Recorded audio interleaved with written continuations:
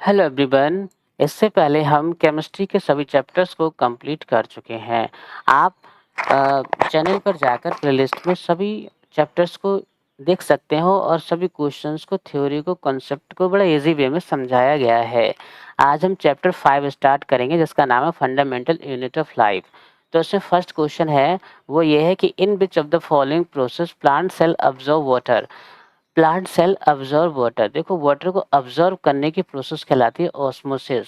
इसको समझना है कैसे, मैं बताता हूँ आपको। यहाँ पर एक प्लांट है और प्लांट में होता है रूट ये, और यहाँ पर ये इसके लीव्स हैं लाइक दिस। तो होता क्या है, इसके रूट पर वाटर की अमाउंट ज़्यादा होती है। जहाँ पर वाटर की अमाउंट ज़्यादा होती है तो उसे बोलते हैं हाई कंसंट्रेशन। क्या बोलते हैं? High concentration. और यहाँ पर स्टेम हो गया, लीव्स हो गया, इनको वाटर की ज़रूरत होती है तो इसे बोलते हैं लो कंसंट्रेशन। हर एक चीज़ में क्या होता है, प्लांट की जो सेल होती है उसमें परमेबल मेम्ब्रेन होती है। परमेबल मेम्ब्रेन का मतलब होता है जिसमें कोई भी चीज़ ट्रांसफ़र हो सके, अंदर इन आउट हो सके। तो यहाँ पर हम बोलेंगे कि movement of water from higher concentration to lower concentration. Lower concentration मतलब लीफ में जाना है, स्टेम में जाना है वाटर को, ठीक। तो movement of water from high concentration to lower concentration with the help of the permeable membrane is called osmosis. मुझे लगता है समझ में आ गया होगा। नहीं आ रहा फिर से रिपीट करके सुन लीजिए। विच of the following is not example of. तो प्रोकारेटिक, प्रोकारेटिक का एग्जाम्पल कौन नहीं है? स्नेक नहीं है। क्यों? क्योंकि स्नेक में न्यूक्लियस होता है और जिसमें न्यूक्लियस होता है वो यूकारियोटिक होता है। आर्किया में न्यूक्लियस नहीं है, प्रोकारेटिक है, ठीक है। साइनोबैक्टीरिया में न्यूक्लियस नहीं है, ठीक है, प्रोकारेटिक है। बैक्टीरिया में न्यूक्लियस नहीं है, प्रोकारेटिक है। बट स्नेक एक आपका प्रोकार्योटिक है। क्वेश्चन थर्ड पे आते हैं। क्वेश्चन थर्ड है कि which substance is present inside the nucleus. देखो न्यूक्लियस के अंदर जो प्रेजेंट होता है वो होता है प्रोटीन। न्यूक्लियस में कौन मौजूद होता है? वो होता है प्रोटीन, ठीक है। प्रोटीन क्या करता है? प्रोटीन का एक काम होता है, ये पैकेज करता है, पैकेजिंग करता है डीएनए को। क्या करता है? डीएनए को पैकेजिंग करता है। डीएनए को पैकेजिंग तो क्रोमेटिन बनता है, और क्रोमेटिन क्या करता है? क्रोमेटिन जो है रेगुलेट करता है, फैट को करता है रेगुलेट, और फैट को रेगुलेट करता है एंड कार्बोहाइड्रेट को करता है। तो ध्यान रखिएगा, प्रोटीन इसका आंसर होगा। क्वेश्चन 4 पे आते हैं। Where are the blood cells produce in the produce. तो जो ब्लड सेल्स होती है वो बोन मैरो में प्रोड्यूस्ड होती हैं। कहाँ पर प्रोड्यूस होती हैं? बोन मैरो में। आपको ध्यान रखना है। जो यहाँ पर बोन मैरो जो है था, बोन मैरो में स्टेम सेल्स होते हैं जो कि रेड ब्लड सेल में डेवलप होते हैं। ये भी आपको बात याद रखनी चाहिए। क्वेश्चन 5 पे आते हैं। क्वेश्चन 5 क्या है? क्वेश्चन 5 ये है, तो इसका आंसर क्या था? हाँ, क्वेश्चन 5 है chromosomes are made up of.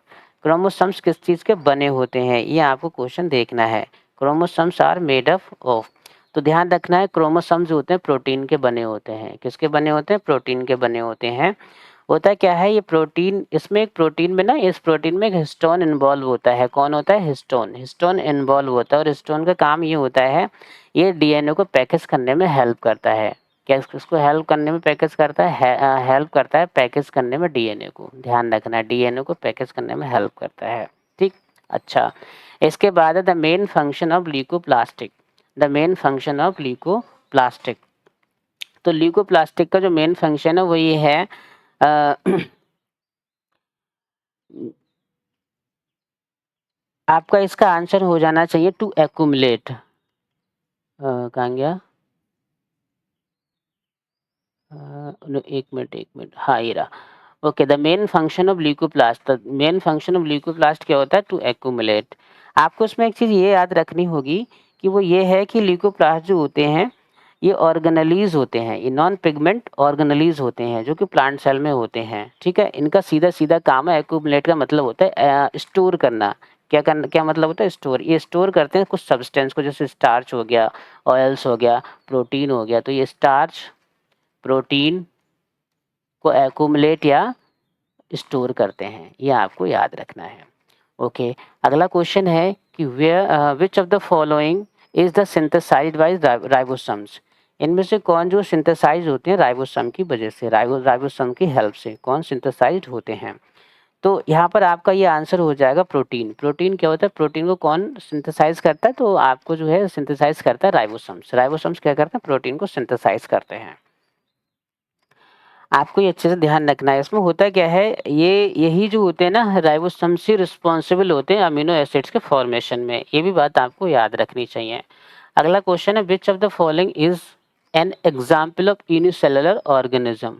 Unicellular organism, देखो अच्छे से ध्यान रखना है। पैरामीशियम एक यूनिसेलुलर ऑर्गेनिज्म होता है, अमीबा एक यूनिसेलुलर ऑर्गेनिज्म होता है, बैक्टीरिया भी एक यूनिसेलुलर ऑर्गेनिज्म होता है। तो आपका आंसर हो जाएगा क्या, आपका आंसर हो जाएगा डी। क्या हो जाएगा आपका आंसर, आपका आंसर हो जाएगा डी। तो यहाँ पर आप आंसर डी को क्लिक करेंगे। तो this is the answer D. ये सभी क्या हैं, यूनिसेलुलर ऑर्गेनिज्म हैं। लाइसोसम्स ओरिजिनेट फ्रॉम, अगला क्वेश्चन है लाइसोसम्स ओरिजिनेट फ्रॉम। तो लाइसोसम्स आपको थोड़ा सा इसमें ध्यान रखना है कि गोल्गी अपरेटस से ये ओरिजिनेट होते हैं। एक चीज और भी याद रखनी, लाइसोसम्स को सुसाइड बैग भी बोलते हैं, खूब क्वेश्चन पूछा जाता है। ये लाइसोसम्स सुसाइड बैग्स भी कहलाते हैं, ये बनते और खत्म होते रहते हैं। ठीक है, अच्छा ओके। नाउ क्वेश्चन है 11, क्वेश्चन है आपका 11, देखते हैं कि the process by which amoeba obtains their food. तो एक प्रोसेस जिसमें अमीबा, आपको याद होगा कि अमीबम वैक्यूल होता है, मतलब खुला होल होता है। उसमें क्या होता है, जो भी जब इंजेक्शन होता है ये फूड को ट्रैप कर लेता है, और जब फूड को ट्रैप कर लेता है तो वहाँ पर इंजेक्शन प्रोसेस हो जाता है। तो अमीबा जब अपना फूड उस वैक्यूल के थ्रू बनाता है तो उस प्रोसेस को ही हम बोलते हैं एंडोसाइटोसिस। क्या बोलते हैं, एंडोसाइटोसिस। ठीक है, क्या बोलते हैं, एंडोसाइटोसिस। ओके, अच्छा इसके बाद आपका जो क्वेश्चन है वो ये है, इसको समझ लेते हैं कि what are the chromosomes made up of. ये क्वेश्चन मेरे ख्याल से दोबारा रिपीट हो गया है कि जो क्रोमोसोम्स होते हैं वो किसके बने होते हैं।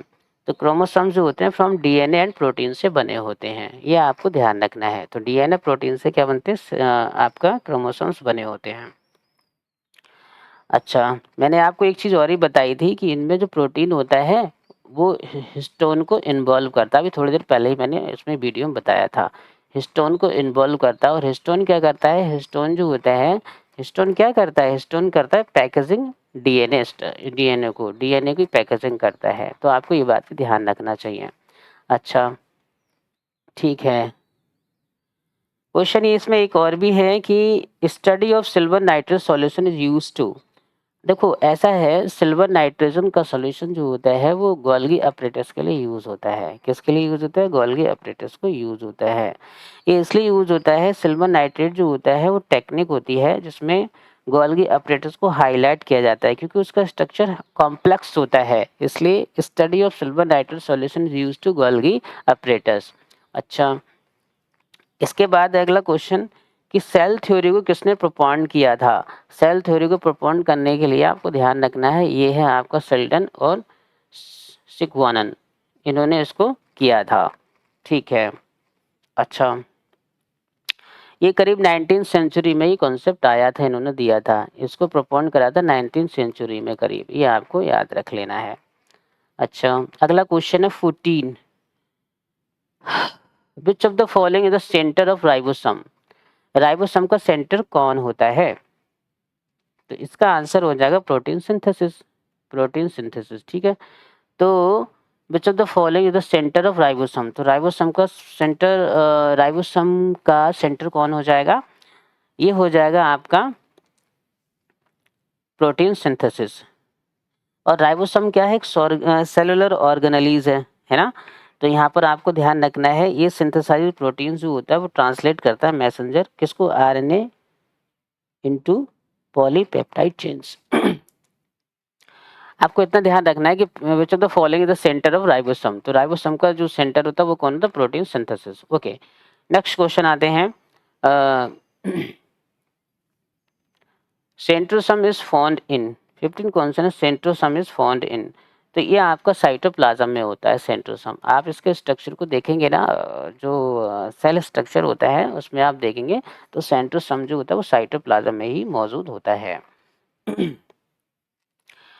ओके, नेक्स्ट क्वेश्चन है कि which of the following is not example of multi cellular organism. देखो मैंने अभी थोड़ी देर पहले बताया था आपको, प्लांट आपका मल्टी सेलुलर ऑर्गेनिज्म होता है। एनिमल में हम लोग आते हैं तो हम भैया मल्टी सेलुलर, क्योंकि हम बहुत सारे फंक्शन करते हैं तो एक सेल कई सारे फंक्शन नहीं कर सकती, इसलिए इसलिए आपको ध्यान रखना है कि यहाँ पर जो है आपका जो आंसर होगा, क्वेश्चन ये है ना कि नॉट मल्टीसेलुलर नहीं है, तो वो अमीबा है। अमीबा क्या है? यूनिसेलुलर है। अमीबा क्या है? यूनिसेलुलर है। ओके, यूनिसेलुलर है। नेक्स्ट क्वेश्चन है, विच of the following is called power house. बड़ा अच्छे से ध्यान रखना, काफ़ी फेमस क्वेश्चन है ये कि पावर हाउस आप कहते हैं माइटोकॉन्ड्रिया को। क्यों? माइटोकॉन्ड्रिया यहाँ पर एटीपी मौजूद होता है। एटीपी क्या है? करेंसी होती है एनर्जी की। इसे बोलते हैं अडीनो ट्राईफॉस्फेट। अडीनो ट्राईफॉस्फेट, ठीक है। ये करेंसी होती है एनर्जी की, जो कि केमिकल एनर्जी को प्रोड्यूस करती है। तो इसलिए माइटोकॉन्ड्रिया भैया पावर हाउस कहा जाता है, उसके पास एनर्जी होती है।